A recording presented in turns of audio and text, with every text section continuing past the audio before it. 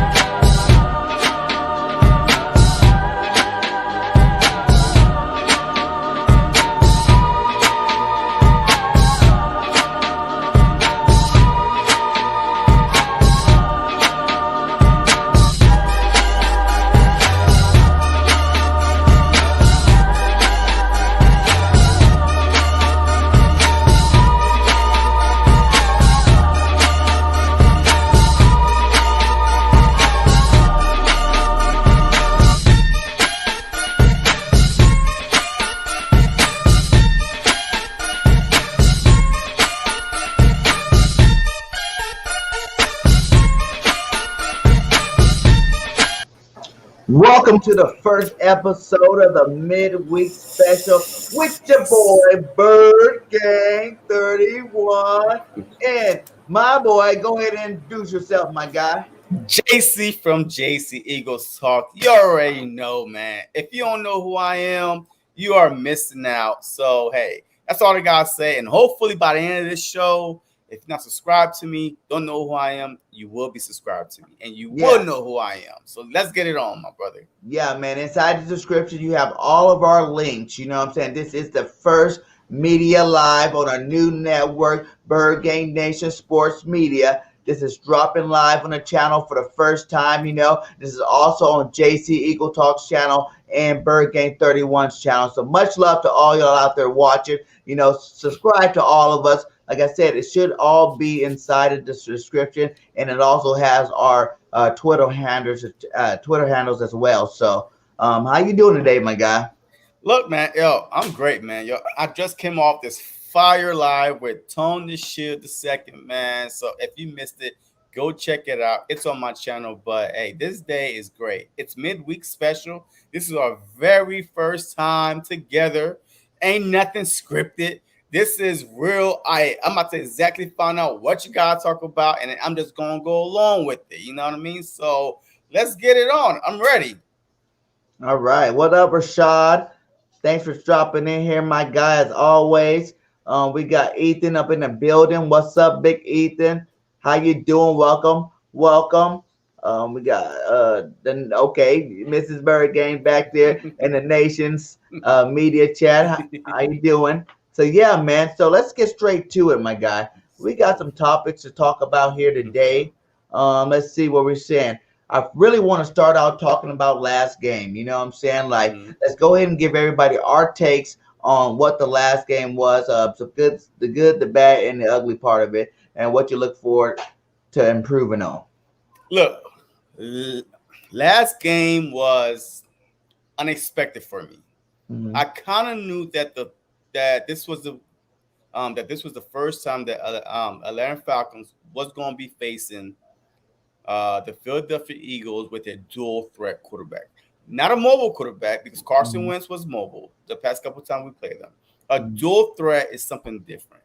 It's someone that you literally have to game plan for, like a Jalen Hurts. That could hurt you with his legs, with his arm. That literally is a dual threat quarterback. So the final score was shocking to me, but I'm glad it happened, because now it literally gave our young guys, we have a young offensive team, and it gave our young guys, you know, the Rager, the Watkins, the Smith, confident that they could play in this league. So that's one thing. The second thing was our defense. Our defense for the first quarter had a 15-play drive. Like, they was constantly on the field. The whole first quarter was 11 minutes. They was on the field for 11 minutes, and our offense was on the field for only 3 minutes. So off the bat, I was like, oh my God, how are we going to be able to maintain this, this fast paced offense? But then we started adjusting. So I love the adjustment that Jonathan Gannon made. And I think the turning point of this game was the 2-minute warning. Right before the 2-minute warning, we did a double dip. We knew that we was going to get the ball back in the third quarter. So I kept on saying to myself, and I did a play-by-play. I was like, we need to score before the half. If we score before the half, we get the ball back in the third quarter, and then we could double dip. A perfect scenario. And what happened is we double dip. We scored before the half, which gave the team momentum going into the locker room. And they came out, it was lights out. The Atlanta Falcons did not put another point on that scoreboard because the team was fired up. Jonathan getting adjustment. Nick Sirianni just started saying, okay, now we got him on the heels. Let's keep him on the heels. Hey, do this, do that. Let's start running the ball more with Kenneth Gainwell, with Miles Sanders. And let's just start doing what we do best, is being us. And that's what happened. So this week right here was a beautiful, perfect warm-up game for this upcoming game that we will talk about. But this was a warm-up game for us. Yes, the Atlanta Falcons was slightly favored or even across the board, Vegas-wise, but us Philadelphia fans knew that going into this game that we was going to win the game. But by how much, we did not know how much. Some of us had a higher prediction. Some of us had a higher prediction than others. But look, it's the NFL. You have to respect every team. You have to go in every game. Like, this guy played for NFL.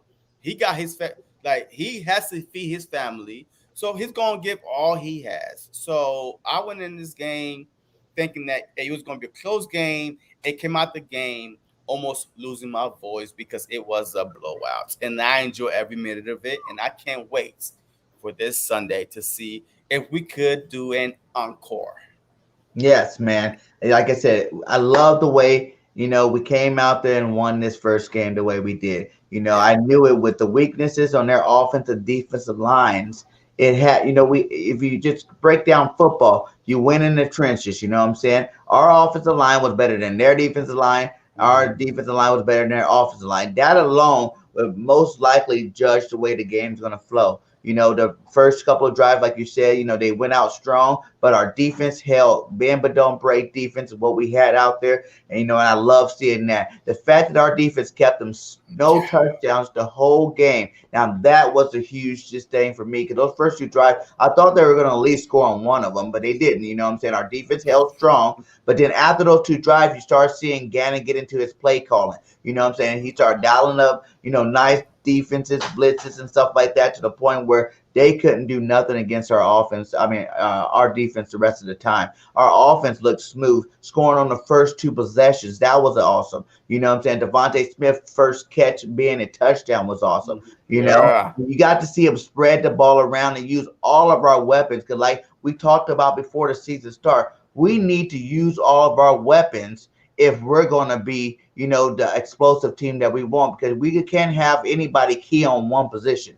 You know what I'm saying? Like, we have too many weapons out there to kill one. You can't just kill on the run. You can't just kill on the pass, because either thing you try to pick your poison, anything you try to kill, we have another player that's just as good to, that can make big plays out there. You know what I'm saying? We spread it out to all of our receivers. You seen Quez get started early. You seen Smith get started. You know what I'm saying? You seen Rager even take a screen. Rager didn't even score a touchdown last year to what week? You know what I'm saying? And he scored a touchdown his first game this year. You know what I'm saying? We seen the other rookie over there, Kenny Gainwell, come in running the ball and receiving the ball, scoring his first rushing touchdown. Everybody was eating.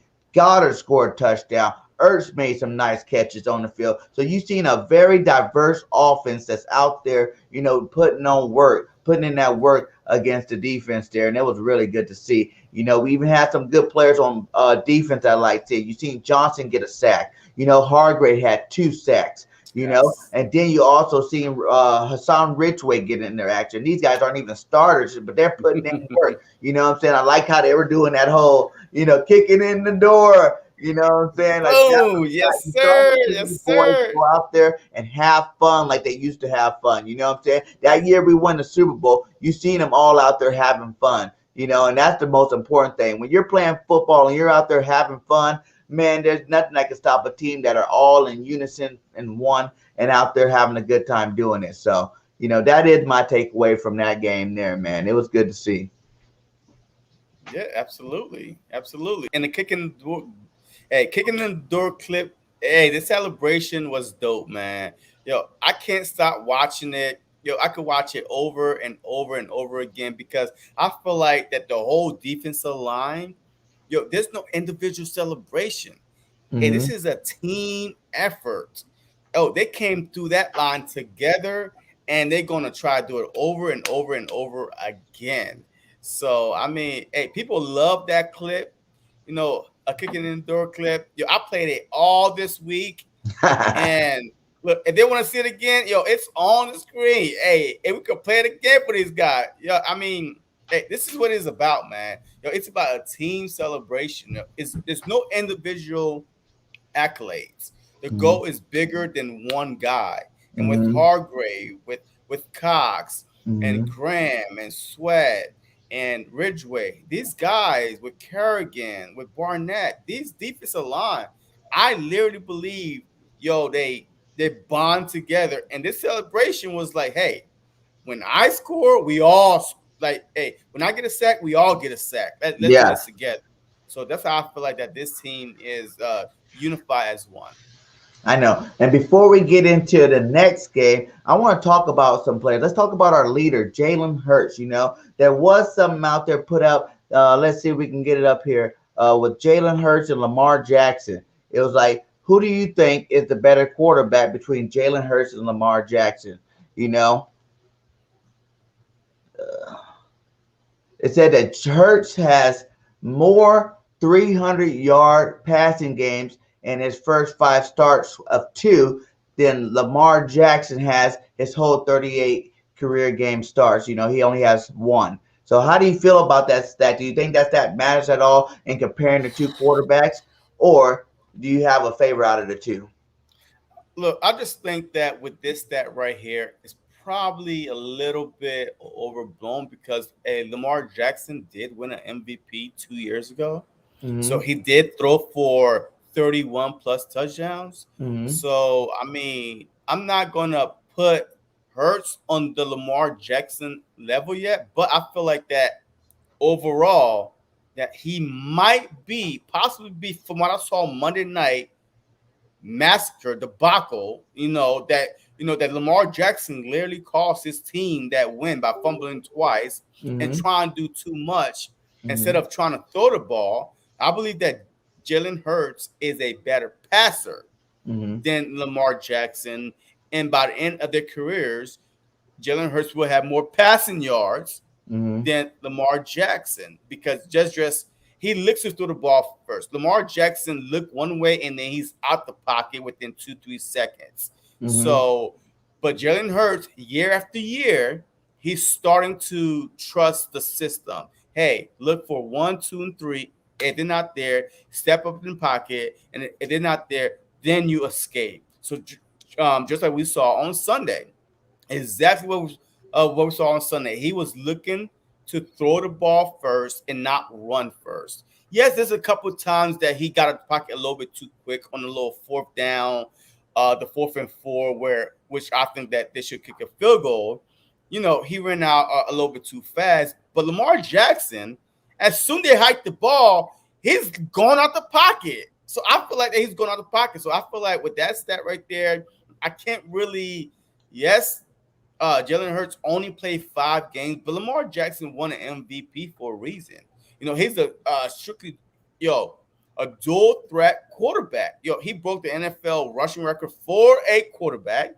So I feel like that we should just kind of like, okay, maybe sometimes stats are a little bit overblown. So I'm Mm-hmm. not going to look at that, but I feel like just looking at these two play, Jalen Hurts will be the most successful quarterback passing than Lamar Jackson.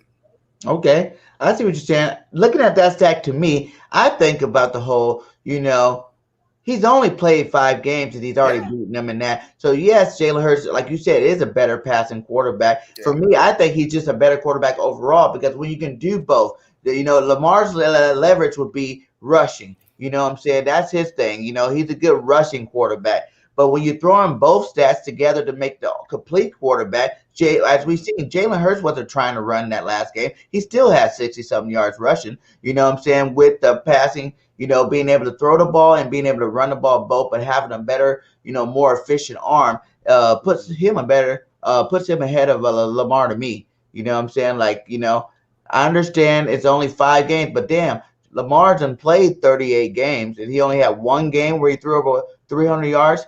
That's yeah, not good when but you're talking about overall quarterback you're talking about the NFL MVP. because How he was many running the quarterbacks in ball. this league? How And many how many quarterbacks in rushing yards this? did he have that year, though? That's why Yeah, he's the MVP. No quarterbacks ran for that many yards, yeah, in but the he season. still threw for over 31 touchdowns. So Mm-hmm. that's why I'm trying to say that it's not fair to put Hurts in the same breath as Jackson yet Mm-hmm. because of the fact that it's only 5 starts. Okay. Correct. It's only 5 starts. So, I mean, but I still feel like that Jalen Hurts at the end of their careers, or maybe next year, will be a way better passer, or maybe at the end of this year, will Mm-hmm. be a way better passer than Lamar Jackson could ever be. Hey, and shout out to the 15 in the chat. Please hit that like and subscribe to both of our channels. The links are in the description. Thank you for joining the media channel. If you're on the media page, go hit up that media channel and make sure you get that sub up. We're trying to get the subs up on that channel. And for the very first episode, we're going to be coming every Wednesday with the midweek special, dropping down the latest facts from last game and giving you our opinion what's going to happen in the future game. So much love to all you Sir. guys out there. Yes, sir. Staying on Jalen Hurts, did you see where John Clark, what he said about Jalen's terrific stats? Let's see if we Um, can. let me see. There it is. It said Jalen Hurts is the third quarterback in NFL history to complete 70% of his passes, throw for 3 touchdowns with no interception, pass for over 250 yards per game, and rush for over 60 plus yards per game. When you hear that stat, how dynamic do you think Jalen Hurts could be in the future? Look. It definitely give me hope. It definitely give me, like the confidence saying that we might have our franchise quarterback. We Mm-hmm. might. And the only reason why I say might is because of Howie Roseman. I don't trust that snake, regardless of what everybody think. Like, I believe in Jalen Hurts.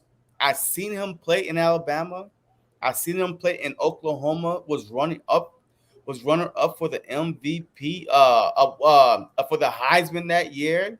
He brought Oklahoma to the college football playoffs. So I've seen him do this. And then last year, his very first game to go to beat that Saints, that number one Saints team, Mm-hmm. a defense team at the time, to beat them with his first start, and then to turn around the following week and go toe to toe from Kyler Murray. Mm-hmm. So it wasn't his fault that we lost that game. Of course. This stat right here is like, duh. Well, to me, because I've seen it. Mm-hmm. So it's this stat is for everybody else that's outside the Philadelphia Eagle community, for them Mm-hmm. to start trusting in Jalen Hurts some more. The haters, the Stephen A. Smith, the Shannon Sharps, the Don Orlowski, whatever his name is. Like I said, he needs to jump off a ship with no life vest on, because I don't know why he's still on the Eagles bandwagon. But I guess his wife is from Philly, so he ain't got no damn choice but to still be here. But I don't like that guy. It is what it is. But I knew that Jalen Hurts was capable of this just based off his track record. Mm-hmm. His track record. So this stat is like, congratulations. Mm-hmm. Let me, hey, just keep it on. Hey, just Mm-hmm. keep it up and see what you could do on Sunday. Yeah, man, I feel you. You know what I'm saying? Like it does, like that's just going back to what I said. He's more of a complete quarterback, and I think he's gonna continue to break records all year long. You know, Yeah. everybody still, I don't think they're 100% on the Hurts train like the way they No. need to be. You know what I'm saying? Like this guy's gonna be elite. I don't think he's just gonna be one of them middle of the road quarterbacks out there. You know, we're like, okay, like a Matt Ryan type guy. Matt Ryan, he was a all pro, but now he's just a good quarterback. You know what I'm Yeah. saying? He's a good Yeah. quarterback. You respect him, you got respect for him, but he's not an elite quarterback. I think No. Jalen Hurts is going to be elite this year. You know what I'm saying? He's going to put up big numbers, especially with an extra game, 17 games. I'd see him put up, like I said, 4,000 yards, rushing for close to 1,000 yards. That makes 5,000 total yards that you'll be around that range where you'll see out of your starting quarterback. It's not going to be, like I said, any certain receiver getting it. I think every week there's going to be a new star, kind of like in Alabama when he was in Alabama. Yeah. Everybody like Alabama gets all these star players, so it's easy for them to score it. That's how it's going to be, spreading out the ball. Everybody will have their games. You know what I'm saying? There'll be a Goddard game. There'll be a Smith's game. There'll be a Quez game. Everybody will all have their chance to shine in this offense. You know what I'm saying? Miles Yeah. Sanders even had over 100 yards last game. So, Yeah. yeah, I definitely think, this is going to be really good here. A really good season for Jalen Hurts. It's I agree. yeah, because even Ruben Franks was talking about how there's only 6 quarterbacks ahead of Jalen Hurts in NFL history. This guy Yeah. in the record books already. Only 6 other quarterbacks. Is there? Is this the one with Ruben Franks? No, this is the John Clark. But yeah, look. I believe that nowadays it's really history these days are so easy to get to because stats wasn't really capped. But with these guys on there, with McNabb and Cam and Russell Wilson, Mhm. Randall, I mean, it's an impressive a stat. Yeah. 6 quarterbacks. And look who's on this list. Cam Newton's number 1, and I'm pretty sure that was more like in the Cam's heyday when he first was at the Panthers, when he was rushing for all those touchdowns and still passing the ball. Then you got Russell Wilson. You got Randall Cunningham with 5, Michael Vick, Steve Young, Donovan Who's the McNabb. bottom one? Who's the bottom one? Could you remove the Let me move comment? the chat Yeah. here. Hold on. Let me see. Cam, Russell Wilson, Randall, Vick, Steve Young, Donovan, Hurts. But yeah, so I mean, There you look, go. yeah, There you go. So it's Donovan McNabb, and then Hurts with 3. Gannon and Murray will top off that list. He's tied with those guys. And like I said, yeah, the impressive part to me is it's only been 5 games. You know what five I'm saying? games. 5 games. So all these guys have been in the league. Yeah, some of them retired already, and the Yeah, ones that are still in the league, they've been playing for years and years. This guy's is already in this company right now in 5 yeah. games. Oh You know yeah, I what I'm mean, saying? he's definitely. That's Oh yeah, impressive. he's definitely going to be number one. I mean, he's definitely going to have. He's going to pass McNabb in the next game. He's going to pass Randall in the next game, and it's going to take 2 more games to pass Russell Wilson.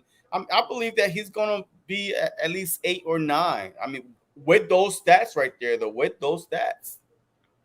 Yeah, man. Yeah, he's definitely an elite quarterback out there. What Yeah. up, Lindy? Patty. We got Coach Dante, Philly girl.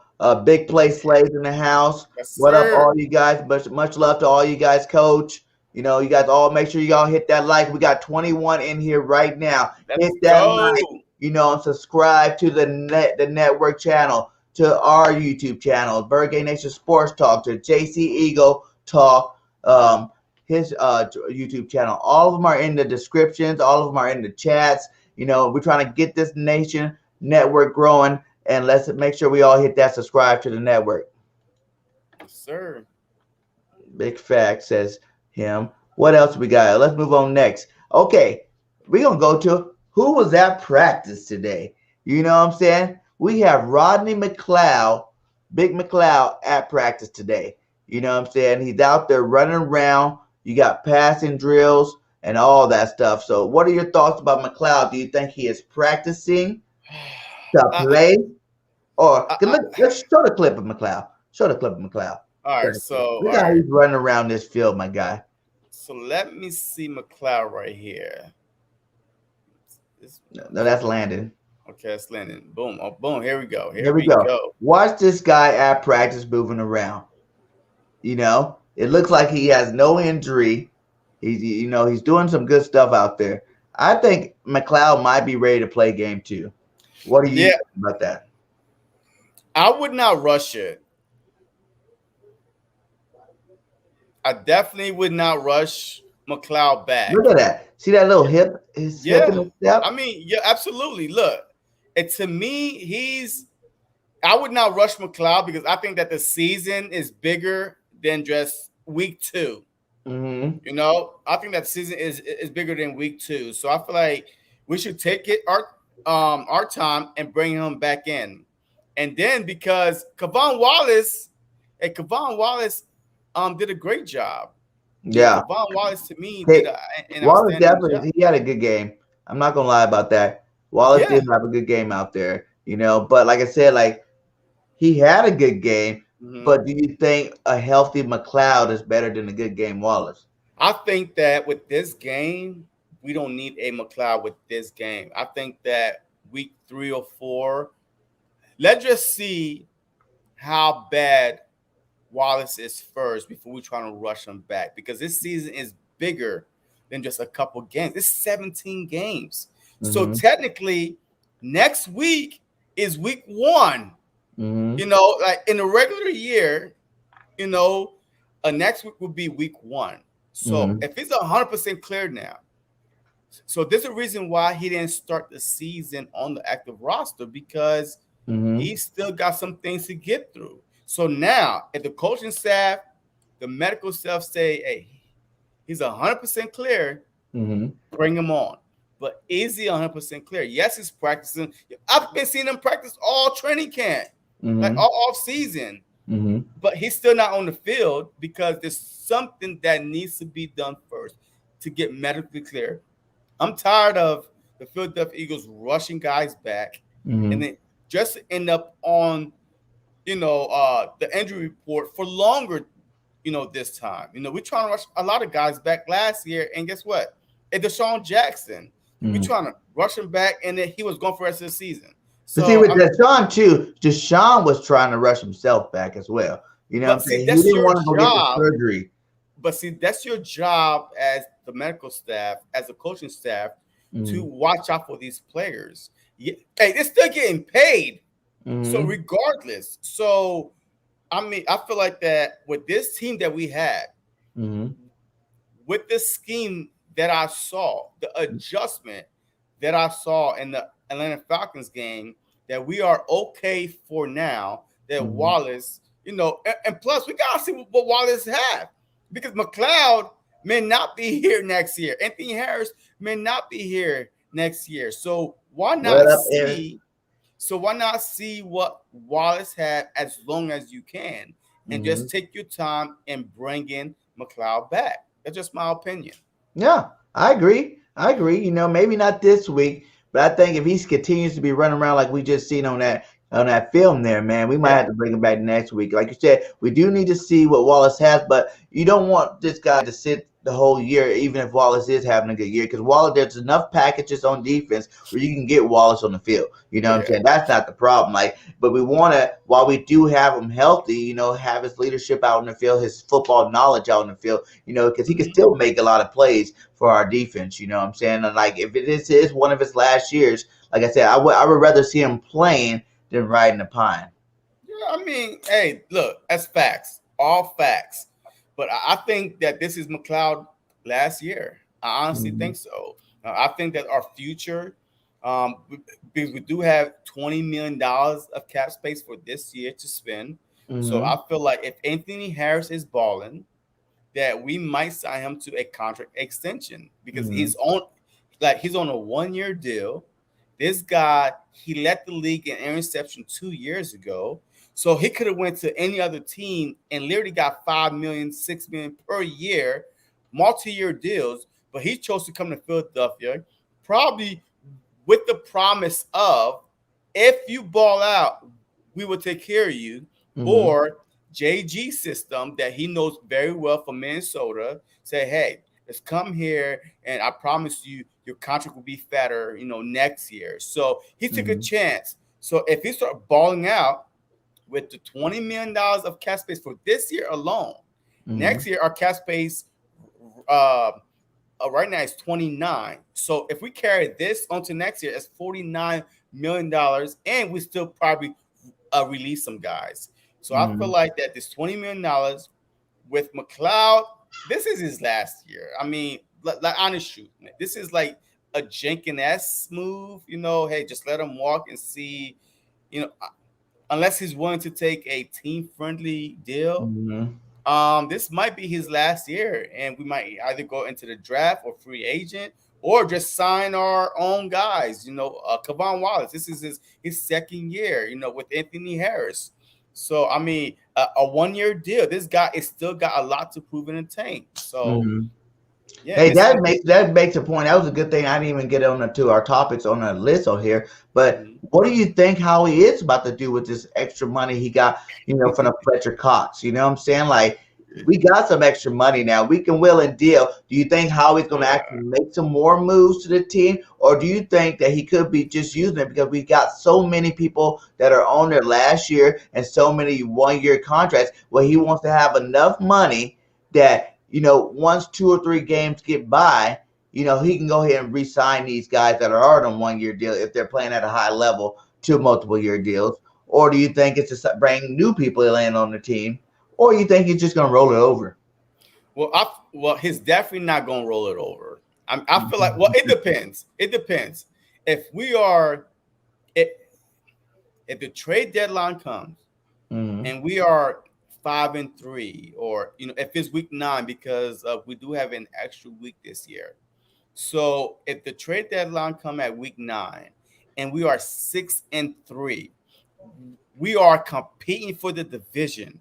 I feel like that Howie will either do 2 things: extend the guys that are balling out, because we are a little bit over the midway point, because there's 17 games, there's 9 games into the season, or he would definitely try to bring somebody else in.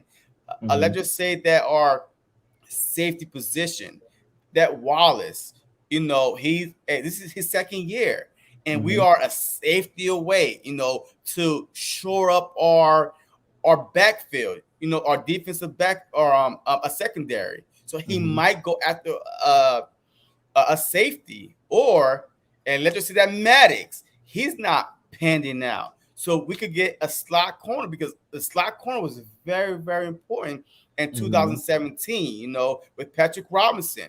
If it wasn't for Patrick Robinson in the NFC Championship game that took that pick 6 home, I don't think the momentum shift, because the Vikings went down, scored on us, and they got the ball back, was about to go down again, and then a pick 6, it changed the whole momentum of the game. So if Avonte Maddox is not it, I mean, there's a whole bunch of moves to be made with $20 million in cap space for this year alone. So if we in contentions every year with the Golden Tate, right, midway, boom, we got him for we gave up a 3rd round draft pick for Golden Tate. The year before that was Ajayi. We gave up, I believe, a 5th round draft pick to get him from the Dolphins. But it's always a move if we are in contention. So we'll see. He might roll it over if we like so bad. If we like, 3-5 or 3-4, then midway, he might just say, you know what? Hey, let's wrap it up. It rolled over. But if we are in contention, fighting for the NFC East, especially with the breaking news with the Dallas Cowboys today, man. Go ahead and tell them about the breaking news today. Man, DeMarcus Lawrence broke his foot, and he is out for 6 to 8 weeks. Woo! On top of that, La'el Collins is suspended for 5 games. Randy Gregory got COVID. He might not even play this Sunday. I mean, a Gallup, he's out for 3 to 6 weeks. So the Philadelphia Eagles right now, and the Washington football team lost their old ancient quarterback and Ryan Fitzpatrick for a while. He actually got the same injury that kept Tua out last year. And then hey, we all know about the Giants. Yo, they're blocking their own guys for Christ's sake. I mean, they're blocking their own they're blocking their own teammates. So so the Philadelphia Eagles are in perfect position this year to possibly be the healthiest team and be the best team in the division to make a run for the division title. And once you get in the playoffs, anything could happen. This team is battle tested. Last year was the first time in 4 years that we didn't make the playoffs. We made it in the Super Bowl year and then back-to-back playoffs year after that. Last year was the first time. So guess what? Why not? Every time we finished last, we finished first. So it's a perfect. The writing is on the wall. Sean McVay took the Rams to the playoffs his first year. His rookie year, he brought Jared Goff, was supposed to be a bust, with him to the playoffs because it's new energy, new system, new quarterback. Who cares? Look, I'm saying the sky is the limit for this team if we stay healthy. Yeah, man, I told you guys already. 12-5, my guy. We're going to win some games this year. There's going to be a couple of hiccups in there, but we definitely win some games this year. Hey, shout out to the 5 likes from Facebook. We are on multiple platforms. On this network, we go up to 8 different platforms. For all you guys at J.C. Eagle Talk channel, shout out, much love to you. From the Birdgang channel, shout out. And for you guys that are on the network's channel, much love to you, because this is the first of many awesome shows going to the network. We're going to be doing Eagles content 7 days a week. Every day got the show. We got 2 on Wednesday, we got 2 on Friday, and 2 on Sunday. So we are bringing nothing but the Eagles fire all year long. It's going to have more and more. The goal is to get at least 3 to 4 shows every single day. This is the beginning, but welcome aboard, guys. Welcome aboard. And the pregame show for Sunday is on this network too. Yes, the pregame show on Sundays, the postgame show on Sundays on this network. I might even put the halftime show on this network. Why not? You know what I'm saying? Like, this is our network. We are one big Eagle family, and we're going to bring you some fire content, guys. So if you have not subscribed to any of those things, like I said, it's all in the link, and it's all in the descriptions. So go ahead and make sure you jump aboard everybody's channel. Hey, shout out to Caitlin. I'm saying your name right, because she's been rocking with me from the jump. Yeah, she's always on my live. Hey, I appreciate you very much. Hey, we talk on dedicated Facebook. Eagles fan right there. Yeah, we talk on Facebook and stuff like that. So hey, just shout out to her, man. And matter of fact, hey, she has several Eagle Facebook groups on Facebook, of course. So if you're an Eagles fan, hey, just go follow her Facebook page, because she's constantly dropping like minute by minute breaking news or posts about our team and stuff like that. So shout out to her. And we're gonna talk to her too, because down there we got this whole network thing. We can go live at 8 different spots. So maybe we'll see about talking to her about getting something in one of those groups over there too. Yeah. So they can get some more content over there. You can never have too many places to put this good Eagle content. Yes, sir. Hey, let's go. Is that my name? Not good. What? Wait. You're not my name. Hey, you welcome, man. Hey, I have to, respect. James, what's up, James? Ready for them Niners? Oh yeah, we're gonna get into the Niners here in a minute. Die-hard fan. Yes, you are. Much love to you. We talked to you in the chat. Much love to you, Eagle Strong. I think I'm in their fantasy group too. I won the first week over there too. You know what I'm saying? Yeah. And lost in minds. Oh man. The hard that we're in, I think I lost in that one too. Okay, let's go to the next player we have that is at practice today, my guy. Mr. Landon Dickerson. And you know how I feel about Big Landon. I'm about play the boy. Get him in a game and let him start destroying people. But Sayamalu was the #1 rated left guard in week 1. So I know fans going to want me to pump my brakes on that, but I just believe Landon's a whole nother species. Let's look at this guy in his drills.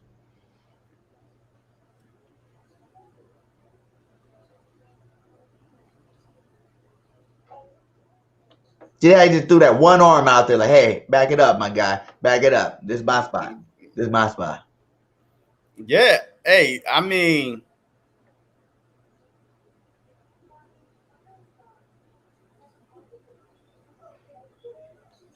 It's like he wasn't even really trying with the other arm. It's just right there. Bam, get off. That's what he is. He's a road grader. And there's no yeah. disrespect at all to Sam Marlowe. None. And I mean completely no disrespect to him. But Landon Dickerson is a different breed on that offensive line.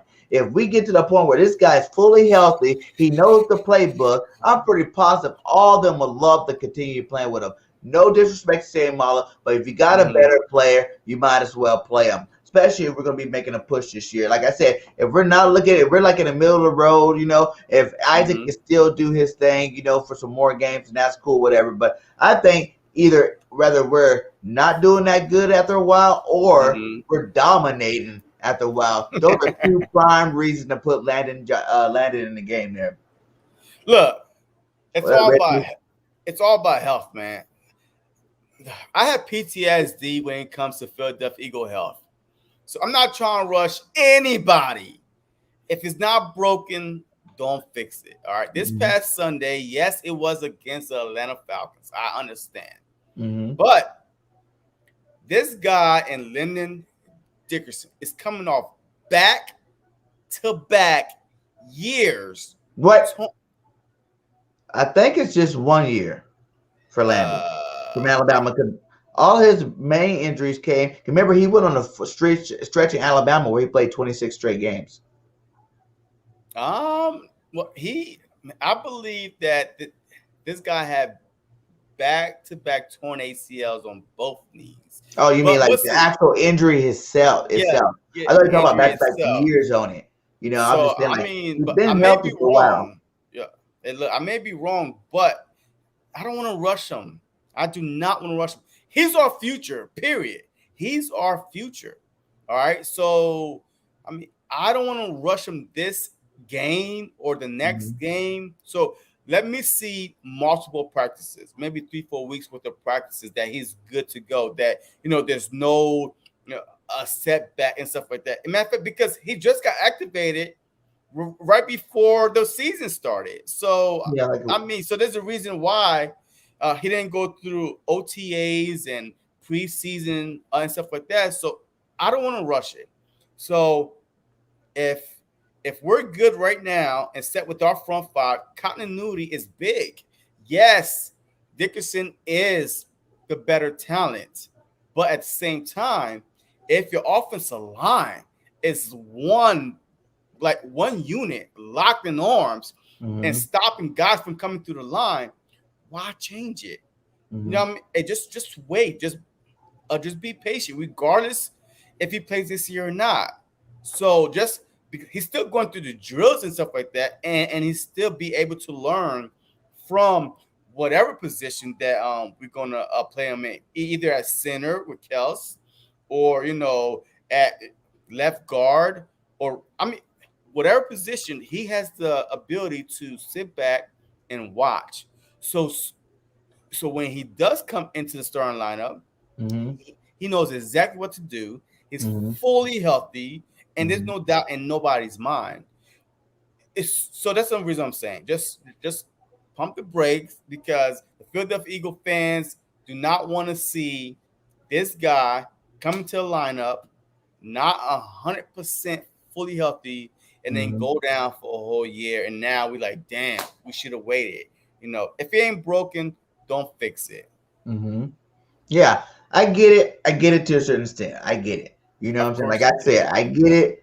But I do want to see him play. We didn't draft him in the second round to baby him. These guys are grown men. He held out to make sure the contract are right. So I'm pretty sure the contract-wise, they are definitely secure in that situation if he were to get hurt. But, you can't hold these guys out for too long. You know what I'm saying? I'm not saying start them week 2. I'm saying, like, when it comes around week 5, what better way to have this guy learn from Kelsey than to actually play alongside of him, You know what I'm saying? Where he can see Kelsey make the checks. He can see Yeah. Kelsey make the reads. He's double teaming with Kelsey to see some of the technique on the field next to him instead of wait for him to come off on the sideline and talk to him, because you know those guys don't really talk to him that much on the sideline. Yeah, yeah, that's what I'm saying. So I'm just saying, like later on in the season, if Mm. things just start, breaking down a little bit, and Samalu is the weak link, so now Mm. you could insert him. Who knows? I mean, who said that he was going to play a left guard? I Yeah. mean, this is just what we want to see. Well, we You say know, left guard yada because yada. that's the weakest link. He's Yep. not starting over Lane Johnson. Lane Yep. Johnson's a Pro Bowler. He's not starting over Brooks. Brooks is a Pro Bowler. Kelsey's a Pro Okay. Bowler. And Yeah. Mylotta just got that fat contract. Ain't nobody Oh starting over yeah. him, I mean, him over true. there. So that's the only reason why I think the attention always goes to Sayamala, because he's not a Pro Bowler. He's a good left guard, but he's not a great left guard. And if But he didn't does have, somebody start in 2017 when we won the Super Bowl? yeah. I go, okay. But So so did obviously, what was his name? who? We got traded. Big V. Now Yeah, Big V's not that yeah, great of a yeah, player, but yeah. he But still that was not started. interior. Big V was on the outside, if I believe. He was on the outside, right? Yeah. So the outside is a different beast, but interior, I mean, you got your center helping you, your left tackle helping you, and vice versa. Mhm. Your right tackle helping you, your center helping you, and you like, man, secured. But the outside is a whole different beast. Mhm. So, like I said, if it's not broken, don't fix it, because continuity is such a big thing on every team. The longer an offensive line or a defensive line put together, a starting unit played together, the better they get. And you Yeah. don't want to throw Dickerson in, because he's a better talent, but he has not been around these But guys, what I'm or saying is he actually is played a real around him live every game. day. He But he does play hasn't with the played a second live team, game. and then he gets rotated in with these guys. I think if they were to do it, it's not like they're just going to throw him into the fire. Like, okay, now you're the starter, so now go play with him. I think weeks before they probably rotate him into the first team, Yeah, but rotate him that's into the the worst first thing you team could possibly do, though. until. That's the worst thing you could possibly do, is rotate an offensive lineman. A defensive lineman, you could rotate all day, every day. But Mhm. to rotate an offensive lineman during the game, it's a bad strategy, period. Like, Mhm. if you do that as an offensive coordinator or offensive lineman, you deserve to be fired. Because Mhm. continuity, because hey, you're going to say, hey, come on, Asamalu, go in, Dickerson. I mean, you don't rotate offensive lineman unless it's an injury. The Mhm. defensive lineman all day, every day, but you cannot rotate offensive lineman like that. Dane White says, yeah, but he agrees. If it ain't broke, then don't fix it. Yeah. Okay, well let's move on Yeah. from last week and let's get straight into the 49ers. This is Niner Do it. week. You know, they're Yeah. coming off of a close game, not too close, with the Detroit Lions. You know, Yeah. they made a late minute push there in the last 2 minutes of the game to try to True. win. And I was like, how did this even happen? Within 2 minutes, you done gave up that many points? Like, what is going on? But they definitely lost some key players over there. You know what I'm saying? They lost Brian Ayuk might not be playing. He's like, day to day type thing. Mm-hmm. Mostert's out for the year, and then Varese. Yeah. So those are three pretty big players. If they're not in that game, And their other linebacker, Greenlaw, have a hamstring injury, so ooh, he's iffy. So now yeah. you only got Warner as the only best linebacker. So I mean, it's gonna be, yeah. What kind of plays do you want to see Nick Sirianni in this offense do? Do you want him to kind of run the same things, the nice little short stuff, dink and dunk, screen Mhm. passes type things, or do you want him to try to run that ball and pound and wear out that defense? And it's funny that you should ask this, because I feel like that the 49ers are going to run the exact same playbook as the Eagles, or the Eagles are going to run the exact same playbook as 49ers. Little quick screens, the tight ends, the tens and outs, or, and then I believe this. I want to see this, the first half quick screen, the exact same playbook, right?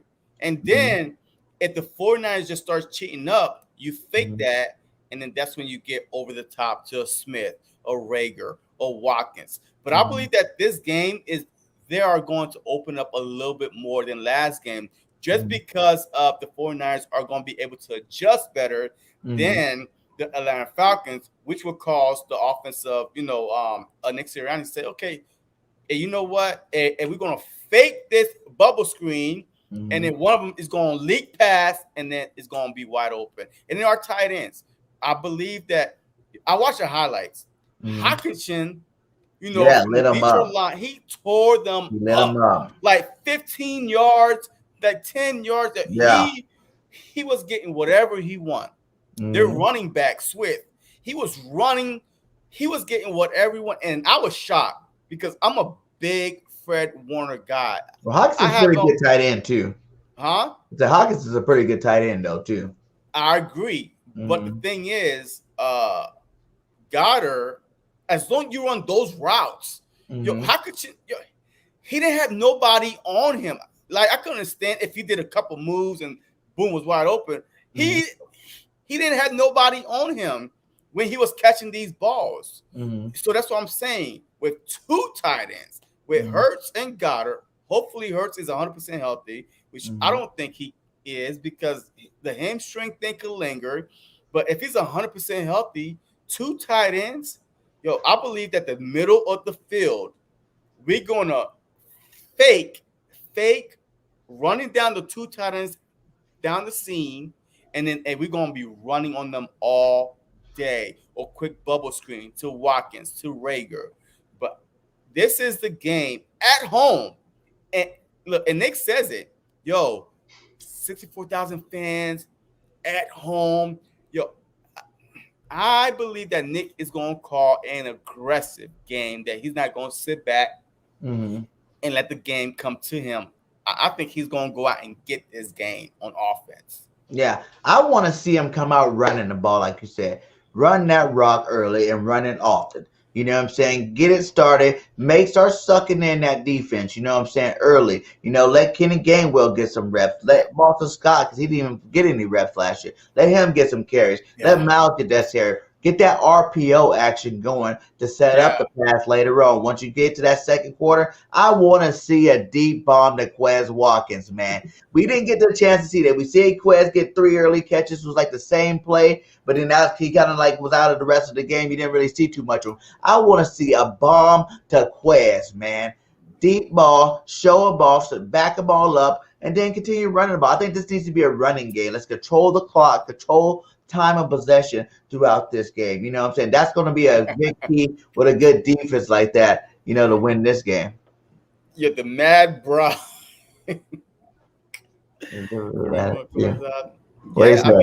Absolutely. Whatever to win the game. Yeah. Yeah, I agree. Hey, the Philadelphia Eagle fans, man, look, they're kind of iffy to me because last week we won the game by doing little quick throws and stuff like that. They complain about we didn't go deep enough. If we went deep, and now they will be complaining about why didn't we get what was given to us? Why did the quick screens or this and that? So look, it's a no-win situation. But I agree. Especially early, it's gonna be a no-win situation early because everybody wants something different. Like the whole game plan is 2-0. Like the whole game plan, I would erase the whiteboard and put 2-0. That's the damn game plan. Whatever wins the game, hey, we are good to go. All right. Let's see what that was saying. That Philly fans. Yeah, that is those Philly fans, Captain. But I love them. I love y'all man. Philly fans, man. I love the Philly fans, man. Every time I go to watch the game at the lake, man, I have the best time of my life. We hugging, we talking, and we bonding. We yelling together. We screaming at the coach together. We cussing together. Hey, we do everything together, man. The best fans in the world are the Philly fans, man. So my next topic is I need you to name 2 players on offense and 2 players on defense that you are most worried about on this San Francisco 49er team. Kittle! Kittle. Kittle is my number one worry, man. Kittle is my number one worry because last year this dude tore us up, and Jimmy G wasn't back there. Trey Lance wasn't back there. We had goddamn Nick Mullins back there, the guy that we done cut. We got rid of. Nick Mullins was throwing over our heads to Kittle. Kittle could catch like he will make any average quarterback look good. Yeah. So now they got Jimmy G, which is a good quarterback. He just can't stay healthy. So that's the only reason why. But Kittle is definitely number one. And Debo, give me that damn chain. Who chain is it? Debo. Debo Samuels. Debo Samuel ain't no joke, especially with Ayuk is iffy. I think that Debo and Kittle, we stop those two guys, we are good. Yes, I hear you. Mitchell, Elijah Mitchell, I hear you. I did pick him up on my fantasy team. I hear you. But this is not a good matchup for him because the Philadelphia Eagles, if you know anything about the Philadelphia Eagles, their front is stopping the run, which will put more pressure on the 49ers to throw the ball to Kittle and Debo. The quick screens to Debo is my worst nightmare. In the middle to Kittle is my other worst nightmare. So I hope our linebackers are ready. I hope our defensive backs are ready to tackle, run through them screens, because I feel like those two guys on offense could be a living nightmare for the Philadelphia Eagles. But and then on defense, Bosa, you have to respect Bosa, man. All the Bosa brothers, goddamn. Yeah. I don't know, like your last name is Bosa Watt. Exactly. Ain't those names, my guy. You gotta watch out for them boys. Bosa, man. He held out for all season, and still he came in like a week before the game of the season start and still had 2 sacks. Yeah. This dude is just a monster. Yeah. But could he get around Amadiata? Could he get around Lane Johnson? Or would they try to move him over the nose tackle and try to do something different? Who knows? But Bosa and my other guy is Warner. I love Warner. You know what I mean? I'm an Eagles fan, but trust me, I know a lot of San Francisco 49er players because I have on my fantasy team. Warner is a beast. He got his contract extension. I think he's probably the highest paid middle linebacker or second highest paid middle linebacker, but he's worth every single dime. This dude fly everywhere. But I was disappointed though how the Detroit Lions was able to run on that same defense I just mentioned because they're so aggressive. Like they come up so fast that you could just go run bomb. If you miss a tackle, they could run them on all day. And that's what happened. I watched the highlights. I was like, come on, Warner, make a tackle. Come on, Greenlaw. Like, I watched the highlights.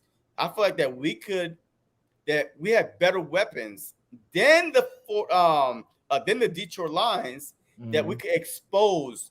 And not only Warner could only cover one guy. Yeah. But it's kind of like the same thing with Deion Jones last week.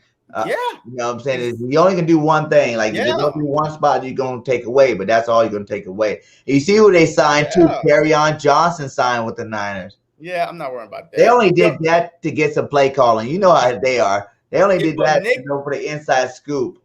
But see, hey, Nick Sirianni, I believe he answered that today. He says, yeah, I mean, there's a lot of plays. He's been in that position before where you sign a guy, from the team before you play him, and then you bring him in and you start asking him all these questions. But when all said and done, he don't know our plays, and it's gonna be so overwhelming, and they're just gonna say, you know what, forget it. So, but no, I disagree though. Aaron O'Donnell, you can't run through the middle. That's a problem with Bosa. Bosa play on the outside. Donald play in the middle. So it really messed up your whole running game up the middle. But you can run against the 49ers up the middle. They don't have Donald in the middle. They got Bosa and uh a D Ford on the Mhm. outside. So Mhm. that's how the Detroit line was able to run through the middle on these guys Mhm. because half the run was right up the gut. That's why I was Yeah. like, come on, where's the linebackers at? And now Greenlaw got a hamstring issue. Warner like only could do so much. So I believe that we could. So on defense, Warner, Bosa, offense, Debo, and Kittles. Well, hey man, I got the same two on defense, obviously, because those two guys are like playmakers. You know what I'm saying? Like they can change the whole dynamic of a game with Yeah. one hit or one turnover. So I definitely got Yes. those two. On offense, I'm gonna go with what who CG was talking about earlier, Trey Sermon. Since Moisture's out, Trey Sermon had a good college career running that rock. You know what I'm saying? And he's the next backup probably. And I am worried about us worrying so much about Debo and Kittle that we like Yeah. let up a little bit on the running game, and let a young guy start getting hot. You never know what can happen with Yeah. that. You know what I'm saying? So I am worried about Mitchell. Trey Sermon, but I am definitely worried about Debo Sanders. I had him on my fantasy. He was on my bench. The guy had 189 yards, man, and he was sitting on that bench with 40 something points. I'm like, what's going on? What's Yeah. going on? It was a bad call by me, but yeah, those definitely are my two guys I'm most worried about on that offense. The running game, with Trey Sermon, if he's starting, and then Debo Samuels, receiving the ball there. See, my only positive thing about this team this year is we got speed at the linebacker.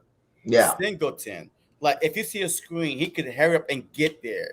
Instead of us having a Nate Gary, Mm-hmm. Eric Wilson, he got speed. He could Mm-hmm. get there. I mean, our linebackers are a lot better this year than last year.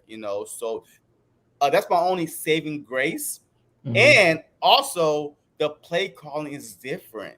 Mm-hmm. With Jonathan Gannon, with the adjustment, the halftime adjustment I saw when we kept on getting beat the first quarter with the cutback.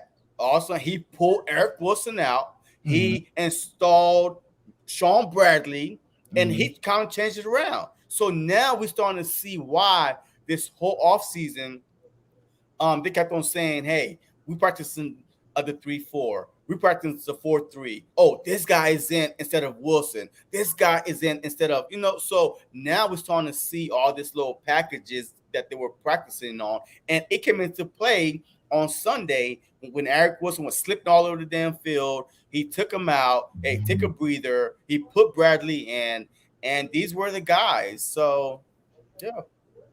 Damn good. Okay, now I got another one for you. Over under Jalen Hurts having three Oh, combined touchdowns against the 49ers. over. I mean, come on, man. Hey, look, any harder questions than that? Come on, man. That's over, man. Over, And over. how many I you feel think he's like gonna get? that Devontae Samuels will have won. That Dallas Goddard will have won. That Jalen Hurts himself will have won. And I feel like that Rager or Quez might have one. So I put it in about 3-1 category. Three passing, one rushing. I feel the same. I think it's going to be 2-2. He's going to pass for two, and he's going to actually get some rushing touchdowns this week. You know what I'm saying? We didn't see him get no rushing touchdown last game, but I think it's not going to be like some long run or something. It's just going to be a lot of us moving the ball methodically. When we Yeah. get to that red zone, maybe a RPO or something like that gets him into the end zone. Yo, I have a hot take for you real quick. Okay. The Philadelphia Eagles will be up 14-0, and that will put the 49ers in a bad position to throw the ball, which we will take advantage of it. I believe with the home crowd that we will go up 14-0, and it's going to be a uphill battle for the 49ers from there. Yeah, I can see that happen. 14-0 early, boom, in your face. Now play catch up. But like if Yeah. that happens, yeah, like you said, it's gonna be tough for the 49ers to come back. And I think our defense, like you said, they gotta just be one dimensional. It's a wrap. You see what happened when Matt Ryan got in that one dimensional zone. We just lit Yeah. him up. We got too Exactly. good of a defensive line out there to worry about anything else. Our corners can be suspect when you got a line like that. Yeah. And then I Agree. said my next over under was over under the defense has more than 2 turnovers this game. Last game, I don't think we had any, did we? Mm-mm.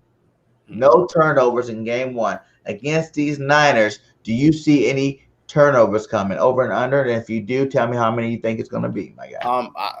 I say two is even.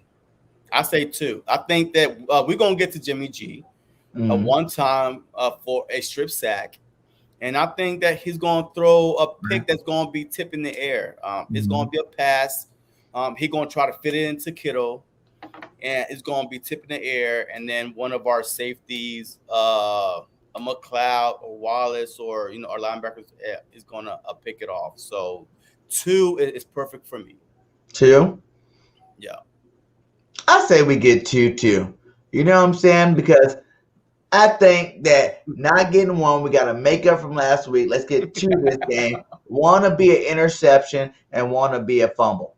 You know what I'm saying? I think someone's going to hit someone hard enough, or maybe even a strip sack fumble since we had one last week that got called back. Yeah. He's going to get his love this week, and we're going to get a strip sack fumble there, man. Yeah. I think that's definitely possible. And A definitely tip interception is definitely possible because Kittle's is his guy. Kittle is his guy, and I think that he's going to try to force it in there, and it's just going to be the right play call. Boom, tip up, tip interception. So, see, he agreed with me. tipped You know, it interception. can see. Yep. Yeah, I said it. So, tip interception and a fumble. And a strip sack. Yep. Yeah. That's See. good. My next one is over under. The 49er quarterbacks will score 2 touchdowns each. Because you seen last week, Two Lance touchdowns came in. each. Yeah, because Lance Lance. came Oh in hell and no. scored a touchdown last week in his first throw, 2, and then Jimmy G scored a touchdown. So you think they're going to keep mixing them up, pushing Lance into the game a little bit more? Or Well, is it the Jimmy G show still? They're going to just, have Lance sprinkle in there. well, because you say each. So I mean, my He final scored one last week, so yeah, I'm yeah, saying yeah. if I they mean, that's use it true. more, it's possible But he my scored final more than one. prediction score is 31-23. So that's not. Oh, I put a hold mean, on to your final predictions, man. well, okay, all right, my bad. So, hey, sorry for ruining it. But look, I don't think that the Philadelphia is going to give up 28 points. So if you say the quarterback themselves, 2 touchdowns apiece, either rushing or passing, Mhm. I don't see us giving up 28 points. So I'm Okay. going to say under. Yeah, I'm gonna say under two, just because, like I said, I don't have them scoring that many touchdowns Yeah. either. I think it's possible that they can both get one. That's a Yeah. possibility. You Yeah. know what I'm saying? Like last Possibility. week, how Lance threw One one or at the two. red zone, or Yeah. maybe this week he might not throw it. He might run it in. You know what I'm saying? Being at the red Yeah. zone, because we think he's gonna throw it. So there's a possibility. But I really think they're gonna keep the ball in Jimmy G's hand. He's gonna have to. Yep. He's gonna keep that spot until he starts sucking. If he keeps playing the way he played last week, he's not going to be giving up that spot. Lance won't be playing as a full-time starter for the rest of the season for sure. But remember what I said.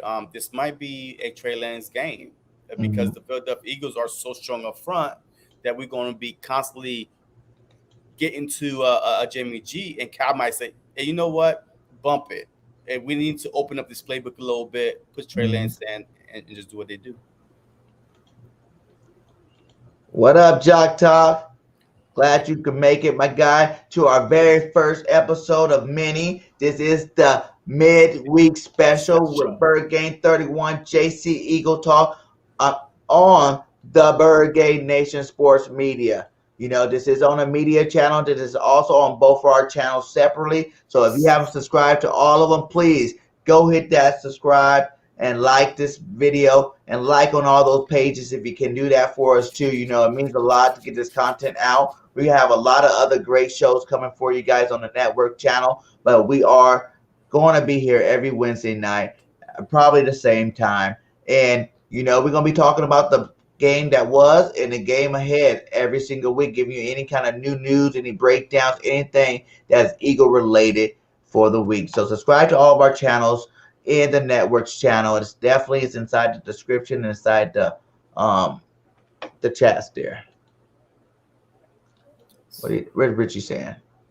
He said, "What do you think? The Eagles' special team, mainly kick return, punt return is kick return is different than most balls in the end zone.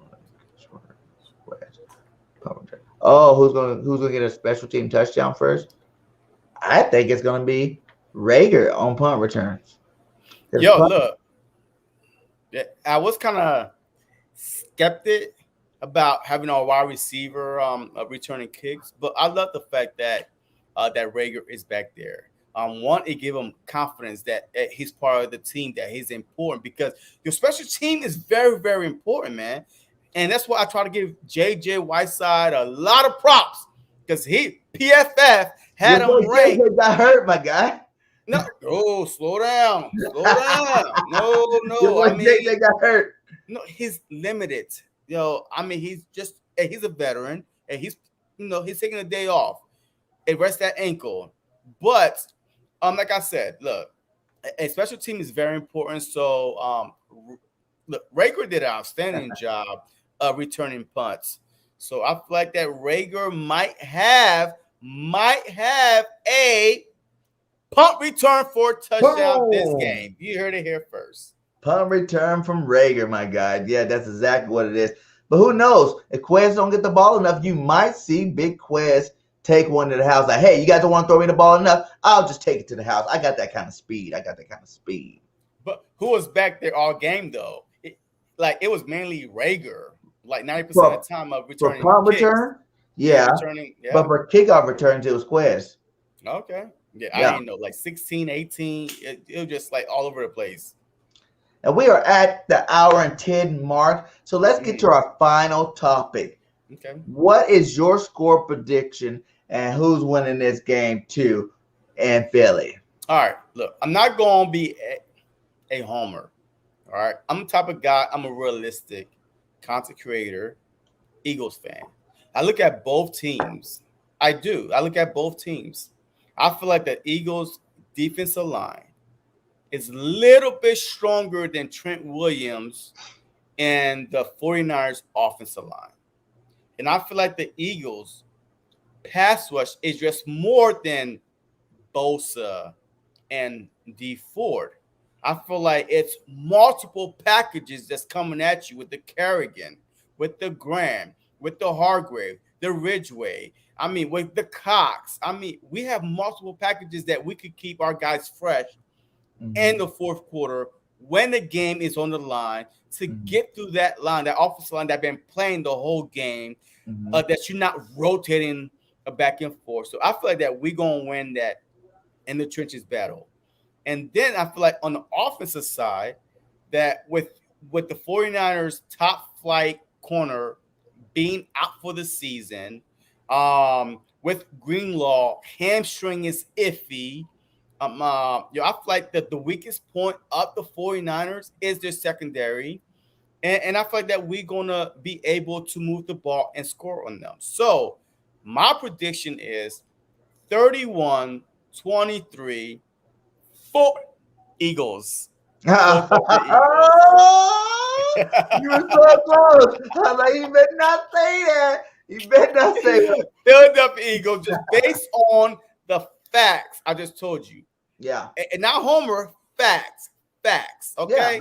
Yeah, that's how it was when I made my facts with the Atlanta. We had, like you said, we have a better offense line. We have a better defensive line. That's what wins games. So same thing here. And the fact that a lot of key players for the Niners are not going to be playing. If they're fully healthy going into this game, I might have a different prediction. But knowing what I know and the players that won't be playing, man, I got to go Birds 35, Niners 17. I think, what was his name? East Candium for life. He had 34-7. Oh, no. He had 34-16. So I was looking at that like, oh, he's pretty close on my thing. That's the kind of thing I was thinking. But I got 35-17, what I've been saying. So I'm sticking to it. I think, 7, and they might not even get the 17 points. I don't know if our defense is going to give up that many points. But I know they're going to give up at least 1 or 2 touchdowns to those boys. They're not going to go touchdown list the second game. And our offense, I think, is going to continue to grind and can continue to make big plays and spread it around. Like I said, I think it's too early for anybody to predict it because we haven't even seen everything our offense is going to give to them this year. You know what I'm saying? So I'm sure Nick Sirianni's has some more tricks up his sleeves, and we're going to keep running a nice, simple offense for Jalen Hurts to execute. He's going to execute at a high level, and we're going to score 35 points this game. And I feel like the only way that score happens is if my prediction is right. We jump up 14-0, and they literally force to throw, but we still manage to keep ahead, and stay ahead. So if your 34-17 or 35-17 happens, then that means my 14-0 prediction will happen. Yeah. And I hope both of them happen, JC. I hope you're 14-0 to help make my 35-17 work. We're a combo, my guy. We're a Yes, sir. combo. So we bounce off each other, put it together. Yeah. Eagles win. Yeah. Eagles win, Yeah. man. Yes, Hey, sir. shout out to the 18 we still got chopping with us. We've been rocking with all you guys all week from whatever channel you come from. Much love and respect. Please make sure you like this video while you're in here and subscribe to the network channel. This is the first live stream on the network. There's plenty more coming all week long by other great content creators. You know what I'm saying? The link is in the chat with both me, J.C.eaglestalk, and Birdgang's channel inside the network. So whatever channel you're on, make sure you go give us all some love, and keep this spread. Let's spread the word about the nation. It's a new network just starting 7 days a week, nothing but birds, baby. That's all we're talking is Philadelphia Eagles. We're not talking no basketball, no baseball, no none of that. It's all about what the Eagles can do for you.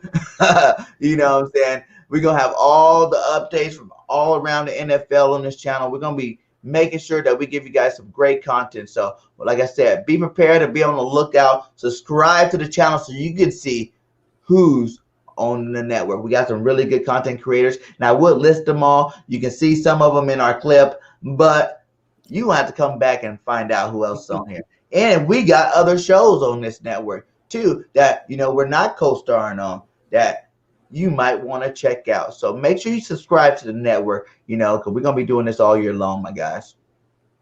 Any final thoughts for you, JC? Look, man, I feel like that this is the perfect opportunity for the Philadelphia Eagle fans to, not for Philadelphia Eagle fans, but the Philadelphia Eagle players to start really, really shutting all these haters up. This is a perfect opportunity. So if you could pull this up real quick, this is a perfect opportunity. With one win, the Philadelphia Eagles jump up 8 slots from the number 25 to 17. These so-called experts had a so low down a totem pole that with one win against a bad Falcons team, that's only bad because we beat them. They were supposed to beat us. We were the underdogs in the game. But since we won, all of a sudden they're just trash, and we're not giving the Eagles no love. Exactly. So this is a perfect opportunity at home. Fans, for the first time in over 2 years in the stadium, Jalen Hurts, mobile quarterback, dual threat quarterback, the triplets with Rager, Watkins, Smith, with the dual threat tight end. Remind me of Hernandez and Gronk. Now you got Hurts and Goddard. And you got a Sean McVay in the making with Nick Sirianni. I feel like, with a young Jim Schwartz and Jonathan Gannon, I feel like, this team can make some noise. So this is a perfect opportunity to just start getting our respect back. Look, even though we don't care, if you respect us or not, but this is a perfect opportunity to start this little trend. The Philadelphia Eagles might be serious, and guess what? They might be in contention, to win the division or more. So that's all I gotta say, man. Look, we're gonna make some noise this year, and Look, we'll just wait and see. Look, I'm tired of talking. 12-5, baby, and 17-0 until proven otherwise, my guy. The birds are coming, the rent is due, and we ain't missing no payments, my guy. Exactly. So Eagles are gonna ball out and dominate all year long. We might even do the 17-0. We keep playing the way we played last week against everybody else. And if all these teams keep getting injured players, making it a lot easier for us. You know what I'm saying? Like the Cowboy game, if we win this game, I can see the Cowboy game easily won with those players out. You know what I'm saying? Like, and who knows? By the time we play Tampa Bay, maybe Brady's hurt. And then we got another one. You know? I'm just playing. I don't wish nobody no bad luck, bad juju on there. But hey, it was fun tonight. You know what I'm saying? On my channel, I like to always end it with fly, Eagles, fly. Go Birds. Go Birds.